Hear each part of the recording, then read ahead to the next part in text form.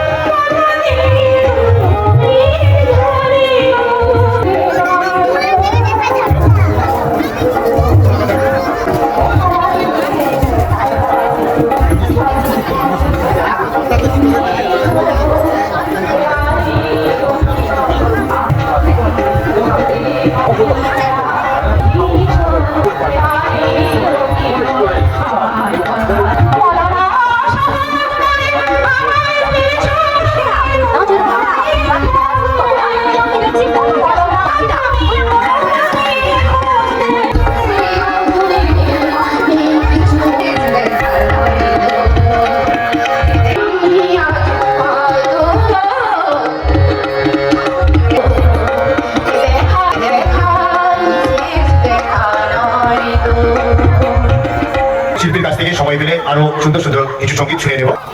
মাননীয় ছবি পাখিরা মহাশয় সবার সঙ্গে সমন্বয় মেলা। আমরা এই মুহূর্তে আছি ঘাটাল ব্লকের প্রত্যন্ত গ্রাম কামারগেড়িয়া। এই গ্রামে চলেছে সরস্বতী পুজো উপলক্ষে সমন্বয় মেলা। এই মেলার বয়স দেখতে দেখতে 10 বছরে পদার্পণ করেছে। তো এই কামারগেড়িয়া সহ আরও কয়েকটি পার্শ্ববর্তী গ্রামের মানুষের আর্থিক সহযোগিতায় এই মেলা আজও চলেছে। আমরা জেনেছি যে এই মেলা কোনো সরকারি সাহায্য আজ পর্যন্ত পায়নি, তবুও এই নবারুণ সংঘের সদস্যরা এই মেলাকে বাঁচিয়ে রাখার জন্য সব রকম চেষ্টা চালিয়ে যাচ্ছেন। আমরা পেয়েছি এই মেলা পরিচালন কমিটির অনেক সদস্যকেই। তাদের কাছ থেকে আমরা মেলার ইতিহাস, কেন এই মেলা, সেই বিষয়ে বিস্তারিত জেনে নেব। স্যার, আপনার নাম? আমার নাম সমিত বরণ মণ্ডল। আপনি এই মেলা কমিটির সঙ্গে যুক্ত আছেন? আমি মেলা কমিটির সঙ্গে যুক্ত। কত বছর আগে এই মেলা শুরু হয়েছিল? মেলা 10 বছরে এবছর পদার্পণ করেছে, কিন্তু আমাদের ক্লাবটা নবারুণ সংঘ ক্লাবটা দীর্ঘ 75 বছরের পুরনো ক্লাব। আগে আমাদের পূর্বপুরুষ মানে আগে তো বাপ কাকুরাই, আমাদের বাবা কাকুরাই আমাদের মেলাটা মানে ক্লাবটা তৈরি করে। তারপর থেকে ক্লাবটা চলে 75 বছরের পুরনো ক্লাব। এখন সেই মেলাটা মানে মেলাটা 10 বছর চলছে, মেলাটা আমরা করছি। ক্লাবটা আমাদের পুরনো ক্লাব, খুব 75 বছরের পুরনো ক্লাব, যেটা আমাদের মানে বাবা কাকুরা এরা তৈরি করে গেছে সকলে মিলে। তো এখন তো সারা বিশ্বে, আমাদের ভারতবর্ষের বিভিন্ন প্রান্তে ধর্ম নিয়ে একটা ভীষণ হানাহানি চলেছে। তো সরস্বতী পুজো তো হিন্দুদের একটা পবিত্র উৎসব পুজো, তো সেই উপলক্ষে আমরা সেই ধর্মের ভিত্তিতে আপনারা মেলা করলেন। দেখুন, আমরা আমাদের নবারুণ সঙ্গে আমরা সরস্বতী পুজো করে থাকি, তো দীর্ঘদিন থেকে করে থাকি। আমাদের শুধু সরস্বতী পুজো নয়, দুর্গা পুজো, কালী পুজো, তার সঙ্গে সরস্বতী পুজো করে থাকি। তো তার সঙ্গে লক্ষ্মী পুজোও করি, যেহেতু একই প্যান্ডেলে দুর্গা পুজোর প্যান্ডেলে লক্ষ্মী পুজো করতে হয়, তাই লক্ষ্মী পুজোটাও হয়। তো আমরা সরস্বতী পুজো যেহেতু করা হয়, আমাদের ক্লাবের কিছু সদস্যদের হঠাৎ করে মাথায় এলো যে সরস্বতী পুজো উপলক্ষে 1-2 দিনের অনুষ্ঠান হতো। তো অনুষ্ঠানটাকে যদি ব্যাপক হারে করা হয়, তাহলে পার্শ্ববর্তী গ্রামবাসীবৃন্দের একটা সেখানে আসবে, এখানে উপস্থিতি হবে, জমায়েত হবে এবং তারা এটার মধ্যে একটা আনন্দ পাবে। এই দিকটা কথা মাথায় রেখেই এটা আগে সরস্বতী 1 দিন থেকে 2 দিনের অনুষ্ঠান হতো, সেটাকে আমরা আস্তে আস্তে 7 দিনের এক ব্যাপক মেলাতে নিয়ে এসেছি। আমরা এই মেলা ঘুরতে ঘুরতে আরও একজন এই মেলা পরিচালনা কমিটির সদস্যকে পেয়েছি। কোনো মেলা, তো মেলার যে আর্থিক ব্যাপার, সেই আর্থিক ব্যাপারটা আপনারা কিভাবে সংগ্রহ করছেন? নমস্কার।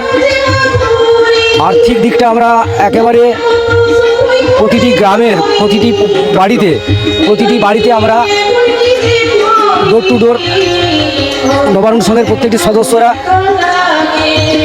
আদায় করতে যায়।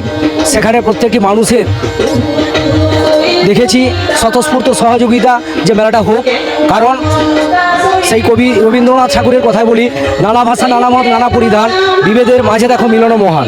যখন আমরা দেখেছি চারিদিকে টিভি, কম্পিউটার এবং অপসংস্কৃতির ছোঁয়া মোড়ক লাগিয়ে চলেছে, সেখানে আমরা বুঝতে পেরেছি যে শিশুদের প্রতিভার উন্মেষ সাধন ঘটাতে গেলে এই ধরনের প্রতিযোগিতামূলক অনুষ্ঠান আমাদের প্রয়োজন রয়েছে। তাই আমরা এই মহা মিলনযজ্ঞে সামিল হয়েছি।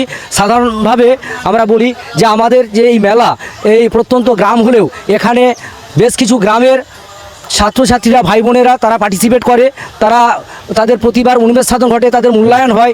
আমরা চাই তারা সংশোধন হোক, আগামী দিনে তারা বড় বড় পারফরমেন্স করবে, প্রতিষ্ঠিত হবে এবং এইখান থেকেই তারা কেউ কবি হবে, কেউ সাহিত্যিক হবে, কেউ ডাক্তার হবে, কেউ ইঞ্জিনিয়ার হবে।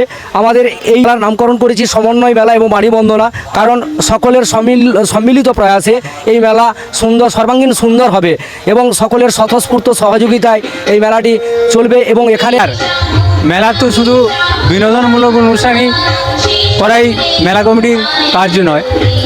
এই যে এলাকার যে দুস্থ মানুষ আছে, এই দুস্থ মানুষদের জন্য আপনারা কি কোনো সহযোগিতার কোনো ব্যবস্থা করেছেন? আমরা দুস্থ মানুষদের জন্য শীতবস্ত্র প্রদান করেছি। আমরা এছাড়াও চারাগাছ প্রদান করে থাকি। এছাড়াও আমরা সমাজ সচেতনতার লক্ষ্যে এবং নারী শিক্ষার প্রসারে সেই বিষয়ে, সেই বর্তমান পরিস্থিতিকে আমরা লক্ষ্য করে, যাতে করে আগামী দিনে অপসংস্কৃতিটা বন্ধ হয় এবং সুস্থ সংস্কৃতির ধারাবাহক হবে সেই সমন্বয় মেলার মধ্য দিয়ে, বাণী বন্দনার মধ্য দিয়ে, এটাই আমাদের আশা, এই প্রত্যাশা।